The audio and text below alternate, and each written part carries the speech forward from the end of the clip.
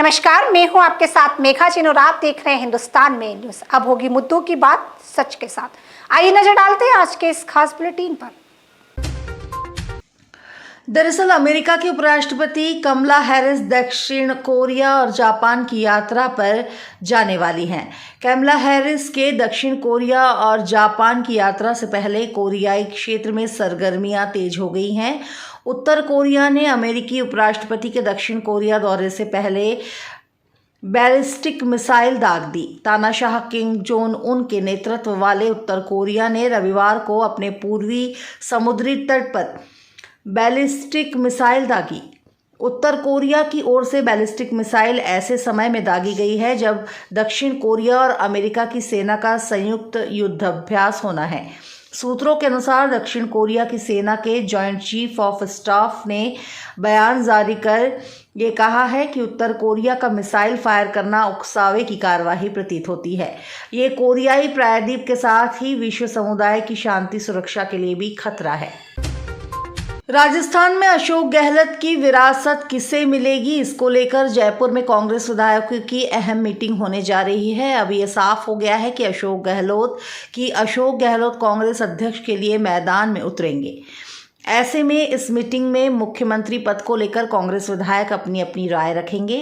गहलोत के कई करीबी मंत्रियों का कहना है कि उन्हें कांग्रेस अध्यक्ष पद के साथ मुख्यमंत्री का पद भी संभालना चाहिए। कांग्रेस में एक आदमी एक पद के सिद्धांत के बीच राजस्थान के कई मंत्रियों ने अशोक गहलोत को मुख्यमंत्री और पार्टी अध्यक्ष दोनों के रूप में बनाए रखने की वकालत की है।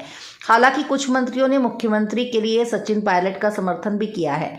इन मंत्रियों व विधायकों का कहना है कि पार्टी आलाकमान जो फैसला करेंगे हम उसे अंततः स्वीकार करेंगे।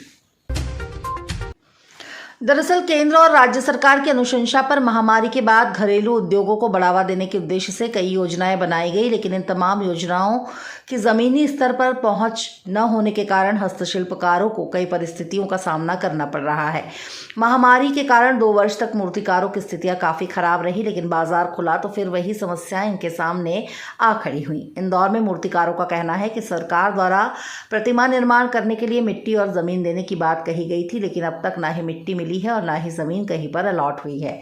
कई बार जिला प्रशासन सिडिका तमाम विभागों में आवेदन दिए, लेकिन उसके बावजूद भी हमारी कोई सुनवाई नहीं हुई, जबकि अब त्योहारों की शुरुआत हो चुकी है। पहले इंदौर में अन्य राज्यों के लोग भी प्रतिमा खरीदने आते थे, जिस कारण कारीगरों का वेतन आसानी से निकल जाता था, लेकिन अब ये स्थितियां हैं कि बाहर के ग्राहक नहीं आते हैं। केवल शहर और आसपास के जिलों के कुछ लोग ही प्रतिमाएं खरीदते हैं, जिससे आजीविका चलाना मुश्किल है। इतना स्थान भी नहीं है कि मिट्टी इकट्ठा की जाए फिर प्रतिमाएं बनाई जाए। तो वहीं पीओपी की अगर बात करें तो जिला प्रशासन ने पीओपी पर भी धारा 144 लगा रखी है। इन तमाम समस्याओं के कारण मूर्तिकारों का जीवन पूरी तरह से बदहाल है। मूर्तिकार फूलचंद कश्यप का कहना है कि बढ़ती महंगाई के कारण मूर्ति के उपयोग में आने वाली वस्तुओं के दाम भी आसमान छू रहे हैं, जिस कारण इन मूर्तियों का निर्माण की लागत बढ़ी है। लागत बढ़ने से मूर्तियों के दाम बढ़े हैं। इन बढ़े हुए दामों के कारण मूर्तियां कम बिकती है। 7 पीढ़ी से इस रोजगार को कर रहे हैं और कुछ काम और नहीं आता, इस कारण मजबूरी में यही करना है।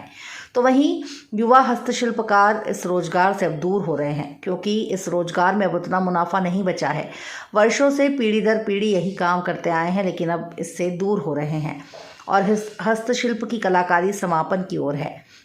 सरकार कई तरह की योजनाओं की घोषणा तो करती है, लेकिन उन्हें मूल रूप से क्रियान्वित न हो पाने के कारण ये योजनाएं भी विफल हो रही हैं। बढ़ती महंगाई और तमाम समस्याओं के कारण युवा वर्ग इस रोजगार से मुंह फेर रहा है।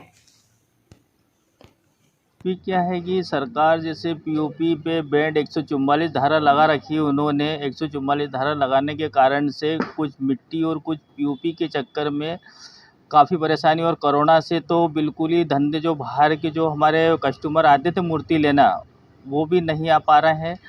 तो इस घरेलू उद्योग हमको चलाने में बड़ी परेशानी आ रही है, क्योंकि पेट्रोल डीजल के भाव बढ़ने से हर चीज़ में महंगाई काफ़ी बढ़ गई है। यानी कि आज हम जितनी मजदूरी करते हैं, हमको उसमें से पूरा परिवार हमारा काम करता है। पूरा परिवार काम करने के बाद में से उसमें से हमको सिर्फ 30% ही पैसा मिल पाता है। सिर्फ एक हमारा जीवन ही हम पालन कर पा रहे हैं, इसके अलावा कुछ भी नहीं कर पा रहे हैं। कितने वर्षों से आपका ये परिवार इस काम में जुड़ा हुआ है? ये हमारी पीढ़ी दर पीढ़ी से चल रहा है काम ये, क्योंकि हमारी समाज कुमार जाति हमारे पास काम ही यही है। प्राप्त जानकारी के अनुसार छतरपुर में सराफा व्यापारी के साथ कट्टे की नोक पर लूट की घटना को अंजाम दिया गया। लाखों के सोने चांदी के जेवरात, लगभग 70,000 रुपए नकदी लेकर लुटेरे फरार हो गए। सराफा व्यापारी और लुटेरों के बीच झड़प भी हुई। झड़प के दौरान सराफा व्यापारी राजकुमार सोनी को चोट भी आई है। दरअसल व्यापारी दुकान बंद कर अपने घर जा रहा था कि उसी दौरान ये घटना घटी। रात को घटना घटते ही एसपी सचिन शर्मा मौके पर पहुंचे और साथ ही घटना स्थल से अनेक टीमें लुटेरों की तलाश में जुट गई। फिलहाल पुलिस ने एफआईआर दर्ज कर ली है और ये घटना छतरपुर के अंतर्गत भगवा थाना क्षेत्र की बताई जा रही है।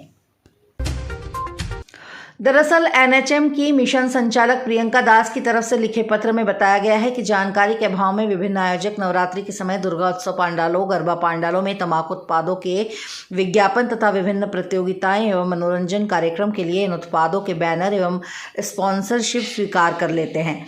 इस तरह से अप्रत्यक्ष विज्ञापनों से तंबाकू के उत्पादों का प्रचार होता है, जो कि प्रदेश की जनता के स्वास्थ्य के लिए खतरा है। साथ ही यह तंबाकू नियंत्रण अधिनियम की धारा 5 का उल्लंघन है। उन्होंने लिखा है कि सभी नवरात्रि उत्सव, गरबा समारोह इत्यादि के आयोजकों का यह कर्तव्य है कि वे अपने आयोजन के दौरान तंबाकू उत्पादकों के स्पॉन्सरशिप तथा विज्ञापन स्वीकार न करें। आयोजन स्थल पर धूम्रपान को पूर्णतः प्रतिबंधित किया जाए। तो फिलहाल खबरों में इतना ही। देखते रहिए हिंदुस्तान मेल न्यूज। चैनल को लाइक करना, शेयर करना और सब्सक्राइब करना बिल्कुल ना भूलें।